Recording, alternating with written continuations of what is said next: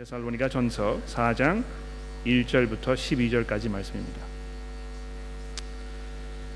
그러므로 형제들아, 우리가 끝으로 주 예수 안에서 너희에게 구하고 권면하노니, 너희가 마땅히 어떻게 행하며 하나님을 기쁘시게 할 수 있는지를 우리에게 배웠으니 곧 너희가 행하는 바라 더욱 많이 힘쓰라.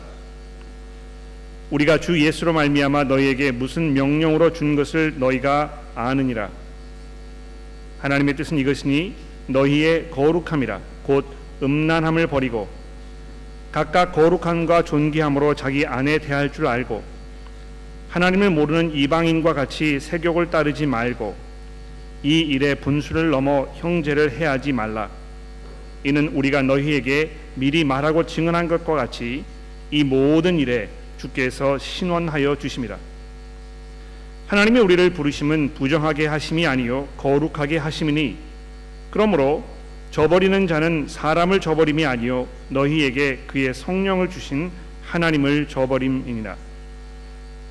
형제 사랑에 관하여는 너희에게 쓸 것이 없음은 너희들 자신이 하나님의 가르침을 받아 서로 사랑함이라. 너희가 온 마게도니아 모든 형제에 대하여 과연 이것을 행하도다. 형제들아, 권하노니 더욱 그렇게 행하고, 또 너희에게 명한 것 같이 조용히 자기 일을 하고 너희 손으로 일하기를 힘쓰라. 이는 외인에 대하여 단정히 행하고 또한 아무 궁핍함이 없게 하려 함이니라. 아멘. 자, 우리 잠시 기도하고 시작하도록 하겠습니다. 하나님 아버지, 감사합니다. 이제 저희가 하나님의 말씀을 듣고 잠시 우리의 삶을 돌아보며 어떻게 하나님을 기쁘시게 하는 삶을 살 것인지 고민해 보기를 원합니다. 주의 성령께서 이 말씀으로 저희를 찾아오셔서 저희들을 깨워주시고 또 격려하여 주시며 힘 주셔서 정말 우리의 삶이 온전히 하나님 앞에 산 제사로 드려지는 데 부족하지 않도록 저희를 가르쳐 주시고 먹여 주시고 입혀 주시기를 예수 그리스도의 이름으로 간절히 기도합니다. 아멘. 벌써 2018년이 이제 저물어 갑니다. 얼마나 빨리 한 해가 지나갔는지 도무지 정신을 차릴 수가 없을 정도로 올 한 해가 지나간 것 같습니다. 지나가는 한 해와 더불어서 이제 새해가 달아오게 되는데요. 우리가 항상 뭐 그렇게 하지만 새해에 이게 이제 어떻게 우리가 살 것인가, 내 삶이 어느 방향으로 갈 것인가, 이런 문제를 고민하면서 아마 가장 먼저 우리 마음속에 떠오르는 그 문제는 내가 어떻게 하나님의 뜻을 구하며 하나님을 기쁘시게 하는 삶을 살 것인가, 그런 문제가 아닌가 생각합니다. 아마 여기 앉아 계신 분들 중에는 이 중요한 어떤 그 삶의 문제에 대해서 중대한 결정을 눈앞에 놓으시고 하나님의 뜻을 구하시는 그런 분들이 계실 것입니다.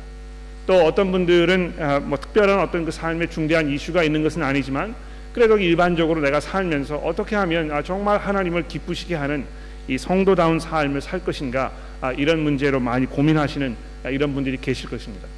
혹시 여러분들 가운데 이 신앙생활을 하시면서 내가 지금 뭘 위해서 살고 있는 것인가, 내가 내년에 무엇을 해야 될 것인가, 이런 문제를 깊이 고민하고 생각해 볼 그런 겨를이 없으셨다면 오늘 이 데살로니가 전서의 말씀을 들으면서 이 문제를 다시 한번 돌아보고 남은 오늘과 내일의 그 이틀 동안 내년에 대해서 깊이 고민하고 기도하며 또 계획하는 그런 시간이 되기를 간절히 바랍니다.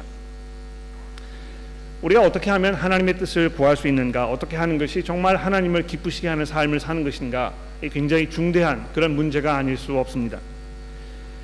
자녀를 결혼시키시려는 부모님들도 그러실 것이고, 또 사업을 막 시작하신 분들도 그럴 것이고, 내가 어느 교회를 출석할 것인가의 문제로 고민하시는 분도 그럴 것이고, 뭐 삶의 여러 가지 문제가 얼마나 많이 있습니까? 그 중에서 어떻게 하면 정말 하나님의 뜻대로 내가 행할 것인가, 이 문제를 우리가 살펴보지 않을 수 없는 것입니다. 근데 이 데살로니가 전서에서 그 문제에 대하여 우리에게 말씀하기 이전에 먼저 우리에게 말씀하고 있는 중요한 포인트 한 가지가 있습니다. 우리가 이 하나님의 뜻을 구하는 방법을 알기 위하여는 미리 알고 있어야 할 전제 조건 하나가 있다는 것입니다. 무엇입니까? 오늘 본문 말씀이 4장입니다만 좀 앞부분으로 넘어가서 우리가 이제 1장에 있는 말씀을 잠시 살펴보아야 되겠는데요. 1장 이 서신서 첫 부분에 바울 사도가 뭐라고 이 데살로니가 교회 성도들에게 말씀하고 있습니까? 1장 4절 말씀을 보십시오. 하나님의 사랑하심을 받은 형제들아 너희를 택하심을 아노라. 데살로니가 교회 성도 여러분, 하나님께서 여러분들을 택하셨다는 것을 내가 분명하게 알고 있습니다. 이렇게 사도 바울이 지금 말씀하고 있는 것입니다. 아마 하나님께서 나를 택하셨다는 것을 내가 분명히 알고, 또 하나님께서 내 자녀를 택하셨다는 것을 내가 분명히 알고, 하나님께서 내 일가 친척, 내 사랑하는 친구들, 이런 사람들을 정말 부르시고 하나님의 자녀로 삼으셨다는 것을 분명하게 아는 것처럼 복되고 기쁘고 감사하고 또 평온을 주는 그런 말씀이 어디 있겠습니까? 어떻게 하면 여러분과 제가 내가 하나님의 택하심을 받은 사람인지 아닌지 분명히 알 수 있겠습니까? 여러분, 이 성경이 하나님의 이 택하심에 대하여 아주 분명하게 말씀하고 있다는 사실을 기억해 보십시오. 내가 어떻게 예수를 믿게 되었는가, 내가 어떻게 신앙생활을 하게 되었는가, 내가 이것을 믿을 것인가 말 것인가, 뭐 이런 여러 가지 문제로 고민하고 계시는 분들이 아마 이 자리에 앉아 계실지 모르겠습니다. 특히 이제 막 신앙생활을 시작해 볼까 뭐 이런 그 마음을 가지고 이거 정말 이 예수를 믿을 것인가 말 것인가 이런 문제로 고민하고 계시는 분들 이 자리에 앉아 계시다면 잘 들어보십시오. 성경이 기본적으로 여러분과 저에게 어떻게 우리가 예수를 믿을 수 있는가에 대해서 무엇을 말씀하고 있습니까? 하나님께서 택하셨기 때문에 그것이 가능하다는 것입니다. 이것이 우리 인간의 노력이나 어떤 인간의 이해나 인간의 수고나 이런 것으로 해결될 수 있는 문제가 아니고, 이것이 기본적으로 전적으로 하나님의 택하심과 그분의 그 주권적인 선택에 달려 있다는 것을 성경이 말씀하고 있다는 거 우리가 이해하는 것이 굉장히 중요한 것입니다. 그렇죠?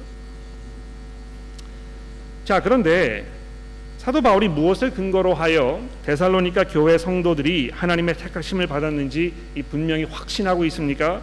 5절 말씀의 그 답이 우리에게 주어지고 있습니다. 이는, 내가 이것을 확신하는 그 이유는, 그 근거는 우리 복음이 너희에게 말로 이른 것이 아니라 또한 능력과 성령과 큰 확신으로 된 것임이니라.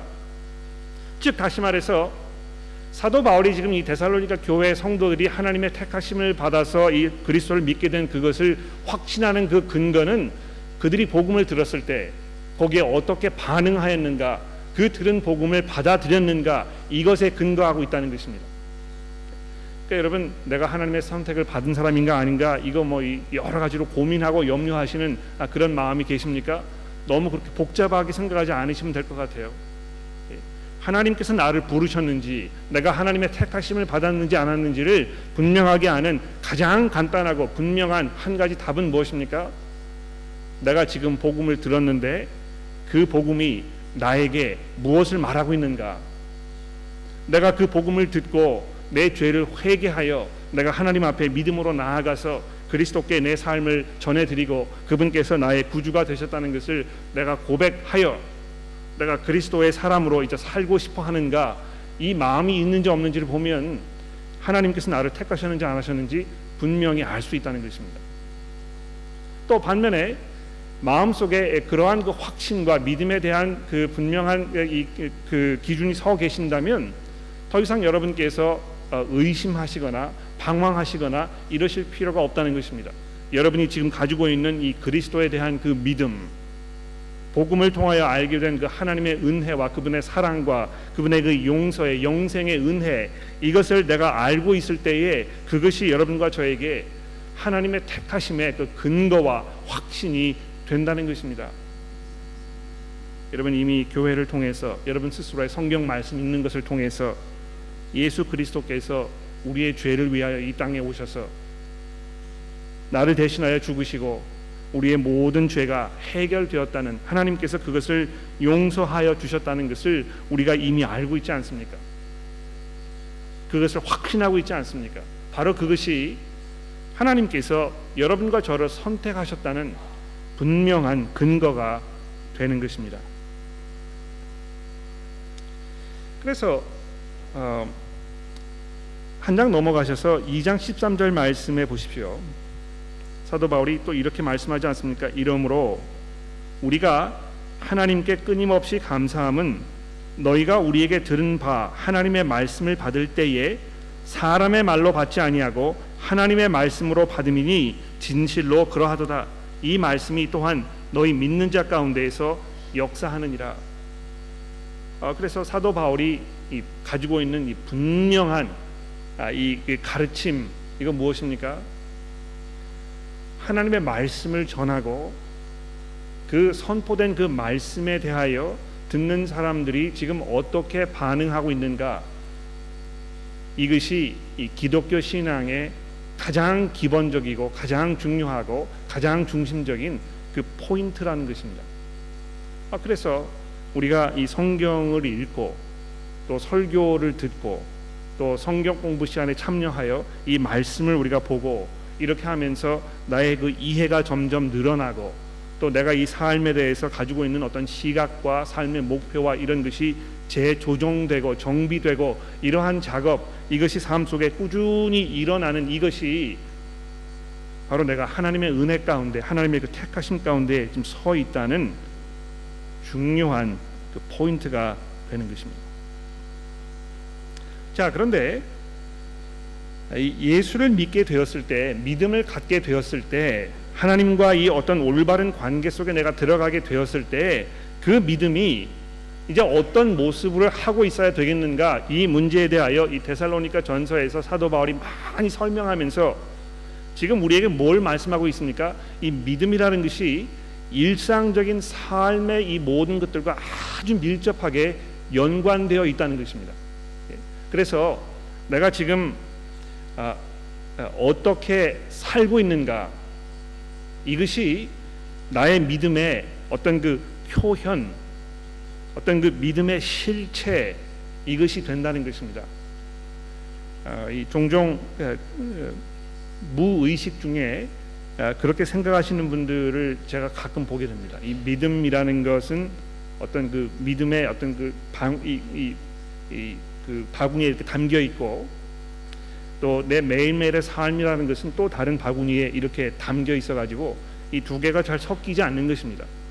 믿음 생활은 그저 어떤 내 마음의 상태라든지 또 내 느낌이라든지 감정이라든지 이런 것에 국한되어 있는 문제이고, 삶이라는 것은 전혀 다른 어떤 그 원칙과 또 이 삶의 방향과 목적과 이런 걸 근거로 해서 사는 것이라고 이렇게 생각을 하시는 분들 내가 종종 만나보게 되는 것입니다. 그래서 내가 예수를 믿고 있지만 예수를 믿는 것이 내가 지금 어떤 학교를 지원하여 무슨 공부를 할 것인가와 아무런 상관이 없습니다. 또 내가 예수를 믿고 하나님의 백성으로 산다는 이것이 내가 지금 주말에 뭘 할 것인가, 내가 토요일 날 지금 이제 시간이 남아 있는데 그 시간에 뭘 할 것인가, 이것과 아무런 직접적인 상관이 별로 없는 것입니다. 내가 예수를 믿고 있는 것이 내가 지금 하고 있는 이 사업을 어떻게 꾸려나갈 것인가, 이것과 직접적인 연관이 별로 없는 것입니다. 사업을 하는 것은 그저 영리를 목적으로 하는 것이기 때문에 가장 중요한 원리와 원칙은 가장 많은 그 이익을 남기는 그 방법을 선택하는 것이 내가 해야 할 도리다, 이렇게 일반적으로 세상 사람들이 생각하고 있는 그 방식으로 이 영업을 운영하는 것입니다. 결혼 생활도 그렇고 가정에서 부모와 자식 간의 관계도 그렇고 친구를 대하는 것도 그렇고 내가 무슨 영화를 볼 것인가, 무슨 이 드라마를 볼 것인가, 이런 모든 삶의 문제에서 어떤 삶이 딱 두 가지로 나누어져 있는 이 믿음이라는 부분과 또 내 일상적인 생활과 이렇게 두 개가 잘 섞이지 않는 이런 모습을 우리가 종종 보게 되는 것이죠. 그러나 이 데살로니가 전서에서 사도 바울이 우리에게 강조해서 여러 번 말씀하고 있는 것이 무엇입니까? 이 두 가지가 얼마나 밀접하게 연관되어 있는가, 예수 그리스도를 향한 이 믿음이 내 삶 속에서 나의 이 매일매일의 일상적인 삶 속에서 어떤 모습으로 드러나야 되겠는가를 이 처음에는 어떤 그 원칙적인 방법으로 설명하고, 오늘 이제 우리가 보게 되는 구체적인 이 4장의 말씀에서는 몇 가지 구체적인 예를 들어서 우리에게 설명해주고 있습니다. 그런데 그 구체적인 예로 넘어가기 이전에 여러분 이 1장 5절의 말씀을 보십시오. 우리 복음이 너희에게 말로만 이른 것이 아니라 또한 능력과 성령과 큰 확신으로 된 것임이니라. 우리가 너희 가운데에서 너희를 위하여 어떤 사람이 된 것을 너희가 아는 바와 같으니라. 즉 믿음 생활을 하는 것에 대하여 사도 바울이 이야기하면서 제가 여러분과 같이 있을 때에 제가 어떻게 살았는지, 어떤 모습으로 살았는지 이것을 여러분이 잘 알고 계시는 것입니다. 이렇게 이야기하지 않습니까? 또 한 장 넘어가셔서 2장 12절 말씀해 보십시오. 이는 너희를 부르사 자기 나라와 영광에 이르게 하시는 하나님께 합당히 행하게 하려 함이니라. 그렇죠. 여러분과 제가 지금 이 믿음을 가지고 있는데요. 이 믿음이 하나님의 나라와 그 하나님의 영광에 이르게 하는 그 믿음 아닙니까? 그것이 우리의 이 신앙의 종착역이 되겠죠. 그런데 그렇게 하기 위하여 우리가 하나님께 지금 이 매일매일의 삶 속에서 합당하게 행하는 것이 우리 삶의 도리이라는 것입니다. 오늘 우리가 이 보게 되는 4장 이 본문 말씀에도 우리가 어떻게 행하며 하나님을 내가 기쁘시게 할 것인가, 이것을 지금 말씀하고 있지 않습니까?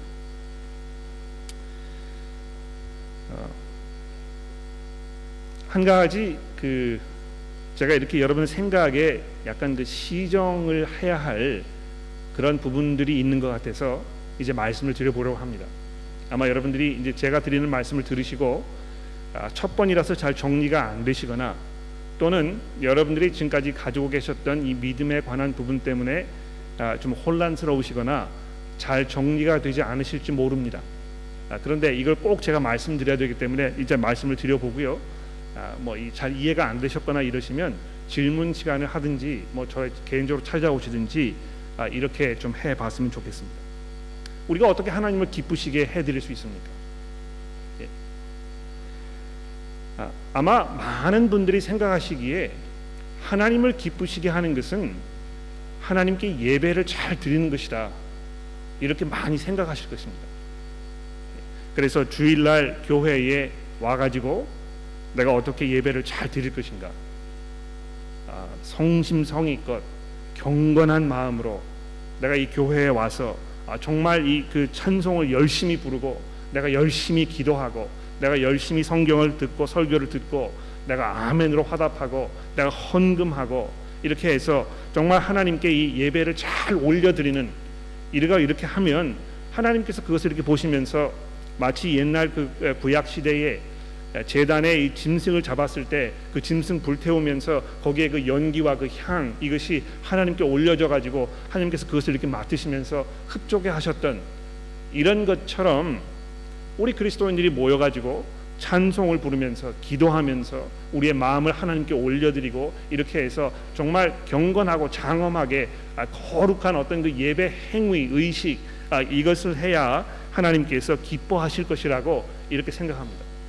그래서 교회 예배 시간에 참여하는 것을 목숨 걸고 지키지 않습니까? 내가 다른 거는 다 못해도 예배 시간에 참석해서 예배를 하나님께 드려야 되겠다고.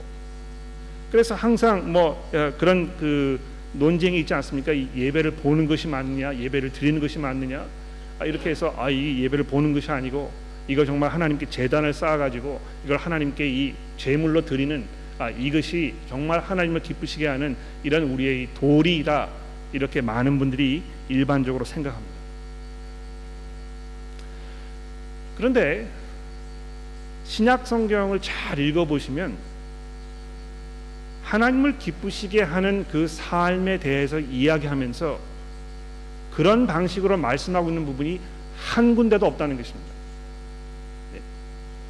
이거 굉장히 심각한 문제인 것 같아요. 우리가 어떻게 하나님을 기쁘시게 할 것인가, 이 문제에 대해 이야기하면서 교회에 모여서 하나님께 예배를 잘 드리라고 이렇게 이야기하지 않는다는 것입니다. 여러분 성경 읽어보시면서 그런 부분을 찾으실 수 있는 분이 계시면 언제든지 저에게 와서 제 생각을 고쳐주십시오. 그러나 제가 아무리 성경을 살펴보아도 그렇게 이야기하고 있지 않다는 것입니다. 오히려 하나님께서 기뻐하시는, 하나님을 기쁘시게 하기 위하여 우리가 해야 할 그것이 무엇입니까? 내가 어떻게 사는가, 내 매일매일의 삶에서 내가 어떻게 하나님의 말씀에 순종하고 그분의 그 약속에 내가 그 약속을 신뢰하고 내가 거기에 겸손하게 내 자신을 맡길 것인가, 이 문제로 하나님 기쁘시게 하는 삶에 대하여 우리에게 말씀하고 있다는 것입니다. 그래서 오늘 본문 말씀 여기에도 보시면 이제 이 데살로니가 전서 4장 1절 말씀으로 가보십시오.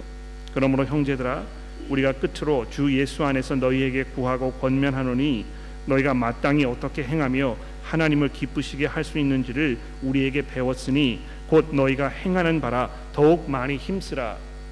지금 이 데살로니가 교회의 성도들이요, 복음을 듣고 그 믿음을 가져서 지금 하나님의 이 택하심을 받은 그 성도라는 것이 이미 분명합니다. 그렇죠? 그런데 그것은 이 데살로니가 교회 성도들로 하여금 어떤 특정한 방식으로, 방법으로, 방향으로 이 삶을 살아야 할 것을 강력하게 요구하고 있다는 것입니다. 내가 예수를 구주로 고백하면, 그래서 회개하면 그때부터는 새로운 원칙을 가지고 사는 것입니다. 더 이상 예전 방식대로, 내가 익숙한 대로, 내가 지금 중요하게 생각했던 방식대로 살지 않는 것입니다. 오히려 내가 어떻게 하나님을 기쁘시게 할 것인가, 이것을 돌아보면서 사는 것입니다. 자, 그래서 어떻게 하면 그럼 그렇게 할 것인가, 이 문제를 이제 우리가 살펴봐야 되겠죠. 아마 데살로니가 전서 4장 3절의 말씀은 우리 모두가 좀 암기를 해도 필요한, 꼭 암기해야 할 아마 그런 구절이 아닌가 이렇게 생각합니다. 우리 같이 한번 읽어볼까요? 데살로니가 전서 4장 3절 말씀을 우리 같이 한번 읽어봅시다. 시작. 하나님의 뜻은 이것이니 너희의 거룩함이라. 그렇죠? 됐습니다. 하나님의 뜻이 이것이니 너희의 거룩함이니라. 우리가 어떻게 하나님을 기쁘시게 할 수 있습니까? 우리가 어떻게 하면 하나님의 뜻대로 사는 것입니까? 거룩하게 사는 것입니다. 아마 이 구절을 이렇게 가만히 놓고 이렇게 묵상해 보시면 이것이 얼마나 놀라운 말씀인지 여러분 좀 이해되실 거라고 저는 기대합니다. 하나님의 뜻은 이것이니 너희의 행복이니라. 하나님의 뜻은 이것이니 너희의 평온이니라. 하나님의 뜻은 이것이니 너희의 건강이니라. 하나님의 뜻은 이것이니 너희의 이렇게 이야기하지 않습니다. 하나님께서 여러분과 저를 향하여 가지고 계시는 한 가지 뜻, 그분의 계획, 그분의 원하시는 바, 여러분과 저를 예수 그리스도의 자녀로 부르신 그 목적, 그 이유, 이것이 무엇입니까? 여러분과 제가 거룩하게 하시려고 부르셨다는 것입니다. 거룩함이라는 것은 아까 제가 말씀드렸듯이 어떤 그 성스러운 예식을 통하여 하나님께 예배를 드리는 것을 말하지 않습니다. 여기 이야기하는 이 거룩함이라는 것은요, 구별된 것을 말하는 것입니다. 구별된 삶을 사는 것을 말하는 것입니다. 그래서 이 그리스도인으로서 내가 어떻게 구별된 삶을 살 것인가에 대하여 설명하기 위해서 사도 바울이 두 가지 중요한 예를 들어서 지금 우리에게 말씀하고 있죠. 첫 번째는 이 결혼과 섹스의 문제에 대해서, 두 번째는 이 형제 사랑에 대하여 이야기하고 있습니다. 이 결혼과 섹스의 문제에 대해서 들어보십시오. 곧 음란을 버리고 각각 거룩함과 존귀함으로 자기 아내 대할 줄을 알고 하나님을 모르는 이방인과 같이 세욕을 따르지 말고 이 일의 분수를 넘어서 형제를 해하지 말라. 이는 우리가 너희에게 미리 말하고 증언한 것 같이 이 모든 일에 주께서 신원하여 주심이라. 하나님이 우리를 부르심은 부정하게 하심이 아니요 거룩하게 하심이니 그러므로 저버리는 자는 사람을 저버림이 아니요 너희에게 그의 성령을 주신 하나님을 저버림이니라. 어떻게 하는 것이 거룩하게 사는 것입니까? 음란함을 버리는 것입니다. 여기 음란이라는 것은 굉장히 그 포괄적인 어떤 그 의미를 가지고 있는데요. 남편과 아내가 결혼하여 그 안에서 이루어지는 성적인 행위, 그 이외의 모든 행위를 말하는 것입니다. 여기 뭐 저희 교회에 우리 청년부 형제 자매들 많이 계시는데요. 여러분들이 이 성에 대해서, 섹스에 대해서 어떤 그 생각을 가지고 계시는지, 또 어떻게 행동하여 오셨는지 제가 일일이 여쭤본 적이 잘 없어서 뭐 여러분 어떻게 생각하고 계시는지 제가 잘 모르겠습니다. 그러나 우리 전도사님의 그 말씀과 가르침 잘 따라오셨다면 아마 이 부분에 대하여 이미 알고 계실 것입니다. 제가 이 신문 기사를 읽어보니까 한국의 10대와 20대 젊은 청소년 젊은이들이 이미 혼전 성관계가 타당하고 합당하며 아주 자연스러운 그런 그 삶의 일부분이라고 이렇게 생각한다는 그런 그 설문조사를 제가 본 적이 있습니다. 실제로 결혼하기 이전에 성관계를 가진 이런 그 젊은이들 숫자가 뭐 얼마나 많이 있는지 제가 정확히 좀 기억을 못하겠습니다만 얼마나 많이 있는지 모릅니다. 심지어는 결혼한 이후에도 내 남편이나 내 아내 이외 다른 사람과 성관계를 갖는 것, 이것을 마치 당연한 것인 것처럼 이렇게 생각하는 그런 경우도 있는 것 같습니다. 제가 그런 이야기를 들을 때마다 가슴이 찢어지는 것 같은데요. 한국 사회에 그런 그 우스갯소리가 있지 않습니까? 성관계를 어떻게 집안 사람이랑 하느냐고, 어떻게 성관계를 내 아내와 하겠습니까? 이 근친상간 아닙니까? 뭐 이런 식으로 이야기하시는 분들을 제가 종종 보게 됩니다. 제가 이 교회 안에서도 어떤 남성분이 우스갯소리로 그렇게 이야기하시는 것을 제가 들은 적이 있습니다. 제가 그분에게 그 자리에서 그렇게 말씀하시면 성도로서 합당하지 않은 것이라고 말씀을 드리고 싶은 그 생각이 굴뚝 같았는데요. 거기 주변에 여러분들이 계셨고 제가 그렇게 이야기하면 그분에게 너무 큰 면박이 될까봐 제가 이 입술을 꽉 깨물었습니다. 절대로 그렇게 얘기하지 마십시오. 하나님께서 이 거룩한 삶에 대하여 얼마나 심각하게 말씀하고 계십니까? 그러므로 이 하나님의 이 말씀을 저버리는 사람은 사람을 저버리는 것이 아니고 그에게 성령을 주신 하나님을 저버리는 것이다. 이렇게 말씀하고 있는 이 말씀의 이 무게, 이것을 잘 들어보십시오. 얼마나 하나님께서 성적인 면에서 거룩함을 중요하게 여기고 계시는가. 우리는 마치 어떤 그 성적 쾌락, 이것이 이 삶의 가장 중요한 어떤 그 요소인 것처럼 이렇게 생각되는 시대에 살고 있습니다. 그래서 나의 어떤 그 성 정체성, 이것이 내가 누구인가를 정의하는 이런 그 원칙을 따라서 살고 있는 이런 시대에 우리가 살고 있는 것입니다. 그래서 내가 남자로서 어떤 그 나의 성 만족, 이것을 추구할 수 없으면 나는 그럼 뭐 동성연애를 해가지고 같은 남자와 이 성적 쾌락을 누릴 수 있는, 이것이 나의 권리이다, 이것이 내게 주어진 이 몫이다, 이렇게 생각하는 이런 시대에 살고 있는 것입니다. 그러나 성경 말씀이 지금 우리에게 이야기하고 있는 이 부분을 잘 들어보십시오. 성적인 욕구라는 것은요, 얼마든지 우리가 다스릴 수 있는 일이라는 것입니다. 이것이 우리를 다스리는 것이 아니고 우리가 그것을 다스릴 수 있다는 것입니다. 이것이 성경이 우리에게 이야기하고 있는 굉장히 중요한 포인트입니다. 그렇죠? 그래서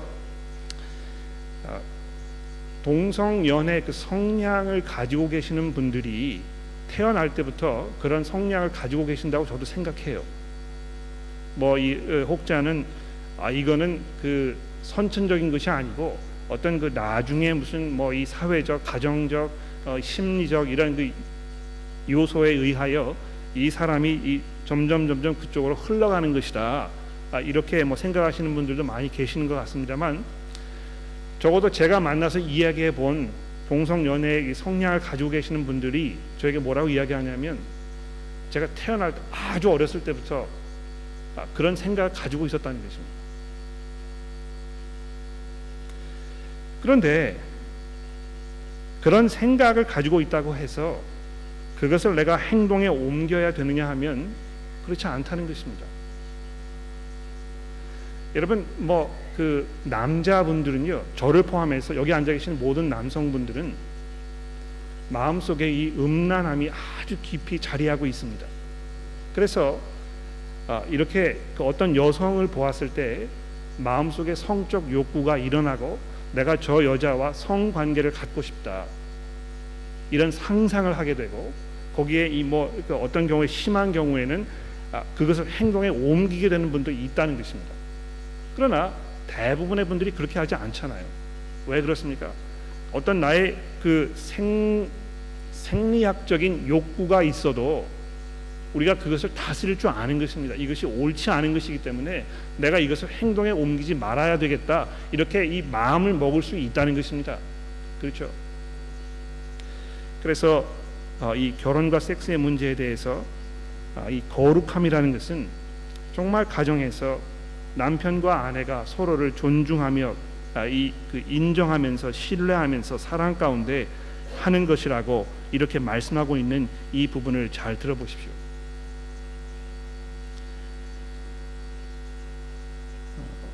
일반적으로 좀 거룩한 문제와 직접적인 연관을 지어 생각하고 싶지 않은 이런 문제를 들어가면서 사도 바울이 거룩한 삶에 대하여 이야기하고 있는 이 사실을 잘 돌아보시기를 바랍니다. 두 번째로 형제 사랑의 예에 대해서 이야기합니다. 9절 말씀해 보십시오. 형제 사랑에 관하여는 너희에게 쓸 것이 없음은 너희들 자신이 하나님의 가르치심을 받아 서로 사랑함이니라. 너희가 온 마게도냐 모든 형제에 대하여 과연 이것을 행하도다. 형제들아 권하노니 더욱 그렇게 하고, 또 너희에게 명한 것 같이 조용히 자기 일을 하고 너희 손으로 일하기를 힘쓰라. 이 형제 사랑에 대하여 이야기하면서 일단 여러분들이 지금 서로를 잘 사랑하고 있지 않습니까? 더 그렇게 하십시오, 이렇게 이야기하고 나서 형제 사랑의 구체적이고 자세한 그 예로, 그 내용으로 11절 말씀의 내용을 이야기하는 거 잘 들어보십시오. 어떻게 하는 것이 교회에서 형제를 사랑하는 것인가? 조용히 자기 일을 하고, 이렇게 되어 있습니다. 여기 조용이라는 말은요, 막 부산스럽게 살지 말라는 것입니다. 좀 어떤 그 욕심이 있거나 어떤 그 내가 정말 성공하고 싶은 그런 마음을 가지고 있으면 삶이 굉장히 복잡할 것입니다. 한 군데 가만히 정착하지 못합니다. 어딘지 모르게 이 사람은 좀 불안하고, 뭘 시작을 해도 끝을 보지 못하고 또 새로운 것을 해야 되고 또 이사를 해야 되고 어디 새로운 직장에 가야 되고, 이렇게 해가지고 이 정착을 잘 못하는 것입니다. 그렇게 하지 말고 조용히 살라는 것입니다. 성경이 이 거룩한 삶에 대하여 우리에게 이야기하면서 성공하여 많은 것을 얻으면서 떵떵거리면서 행복하게 사는 것에 대해 이야기하지 아니하고 조용하게 사는 것에 대해서 말씀하고 있습니다. 두 번째로 자기 일을 하고, 이렇게 되어 있죠. 이것은 남의 일에 참견하지 말라는 것입니다. 특히 죄송합니다, 여성 교우분들 이거 잘 들어보십시오. 남의 일에 참견하지 말라는 것입니다. 이거는 이미 잘 알려진 그런 일이기 때문에 제가 쉽게 말씀드릴 수 있을 것 같아요. 여성분들은 남성분들보다 훨씬 더 말을 많이 하십니다. 이 여성분들이 서로 관계하는 것이 이 말하는 것이기 때문에 그렇습니다. 남자들은 서로 관계를 할 때 뭘 합니까? 뭘 같이 하잖아요. 그렇죠? 일을 같이 하거나 운동을 같이 하거나 이렇게 하면 서로 굉장히 친근해지거든요. 그런데 여성분들은 그렇게 하지 않는 것 같아요. 정말 친해지려면 말을 많이 해야 되는 것입니다. 그래서 이 귓속말로 전달하기 이 게임을 해보면 남자들이 하면 처음에 시작했던 말보다 끝에가 훨씬 짧습니다. 그런데 여성들이 하면요, 처음에는 2마디를 했었는데 끝에는 10마디쯤 되는, 이게 보통이거든요. 왜 그렇습니까? 말하는 걸 좋아하기 때문에. 그런데 특히 교회에서 이거 뭐 기도 제목을 나눌 게 있다고 이렇게 딱 전화해가지고 그 누구네 집에 뭐 무슨 이런 일이 있었대. 야, 어떻게 그렇게 할 수 있을까? 뭐 이렇게 하면서 이게 기도 제목인지 그 사람을 흉을 보는 것인지 또는 뭐 이 소문을 지금 전하는 것인지 잘 구별되지 않는 방법으로 이야기를 펼치고 이렇게 하는 이런 경우를 종종 보게 되는 것입니다. 혹시 이 자리에 앉아 계시는 여성 교우분들 중에 그렇게 자주 하시는 분이 계십니까? 회개하십시오. 회개하시고요, 그만하세요. 그렇게 하시면 안 되는 것입니다. 제발 그만두십시오. 하나님께서 그것을 보셨을 때 전혀 기뻐하지 아니하시고 여러분들께서 하나님의 보좌 앞에 나가셨을 때 그 모든 것들에 대한 해명을 하셔야 될 그 날이 올 것이라는 것입니다. 세 번째로, 너희 손으로 일하기를 힘쓰라. 이는 외인에 대하여 단정히 행하고 또한 아무 궁핍함이 없게 하려 함이라. 자, 이렇게 이야기하면서 정직하게 일하는 것의 이 중요성에 대해서 이야기하고 있습니다. 왜 우리 손으로 정직하게 일하는 것이 중요합니까? 우선 첫 번째로 아무 궁핍함이 없게 하려 함이라, 이렇게 이제 번역이 되어 있는데 남에게 불필요한 신세를 지는 일이 없도록 하라는 뜻입니다. 그렇죠? 여러분 그런 사람들이 종종 있잖아요. 자기를 간수를 못하는 것입니다. 나이를 많이 먹었는데도요, 항상 다른 사람의 신세를 져야 하는, 자기 어떤 그 경제력이 없어가지고 늘 남에게 뭘 꿔야 하는 이런 사람들이 있잖아요. 그렇죠? 근데 그렇게 하지 말라는 것입니다. 자기 손으로 열심히 수고해서 교회에서 특히 다른 사람에게 불필요한 신세를 지는 이런 일이 없도록 하는 것이 형제 사랑의 아주 구체적인 방법이라는 것입니다. 또 외인에 대하여 단정히 행하고 이렇게 이야기하고 있는데, 사도 바울이 왜 이 손으로 일하면서 궁핍함이 없게 하는 이 문제에 대해서 이야기하면서 그 중간에다가 외인에 대하여 단정히 행하는 이 문제에 대해서 말씀하고 있겠습니까? 세상 사람들의 눈에 어떻게 비치는가 하는 것이 교회에서 굉장히 중요하다는 것입니다. 여러분 그런 우리 기사를 종종 신문에서 이제 많이 읽게 되는데, 어느 교회의 목사님께서, 어느 교회의 장로님께서 사회의 지탄의 대상이 되는 이런 경우를 종종 보게 되지 않습니까? 도덕적으로 하지 말아야 할 일들을 해가지고 세상 사람들의 이 지탄이 되고 이렇게 하는 경우를 얼마나 우리가 종종 보게 되는지 모릅니다. 그런데 그것이 그분에게 개인적으로 수치스러운 일입니다만 그분이 속하여 있는 이 교회 전체에도 이 문제가 된다는 것입니다. 특히 교회에서 어떤 그 리더의 역할을 하고 계시는 분들이 계시면 이 분들이 정말 거룩하게 살고 있는가, 이분이 정말 그 사업을 경건하게 하고 있는가, 정말 이 사람이 그 직장에서 열심히 일하고 있는가, 아니면 사기를 치면서 벌지 말아야 할 돈을 벌고 있는가, 이런 문제가 교회에 얼마나 그 악한 영향을 미치는지, 그래서 그 문제로 교회가 얼마나 신음하게 되는지, 이 문제를 우리가 외면할 수 없다는 것입니다. 그렇죠? 형제를 어떻게 사랑해야 되겠습니까? 경건하게 사는 것입니다. 열심히 일하고 남에게 이 신세를 지는 그런 모습으로 살지 않고, 정말 외부 사람들이 보았을 때 이 사람 경건하게 사는 것 같다, 이 사람 뭔가 좀 다른 것 같아, 저 사람 믿을 만한 사람이야, 내가 저 사람에게 의지할 수 있을 것 같아, 이런 그 인정을 받는 것이 정말 하나님을 기쁘시게 하는 이런 삶이라는 것입니다. 새해가 밝았습니다.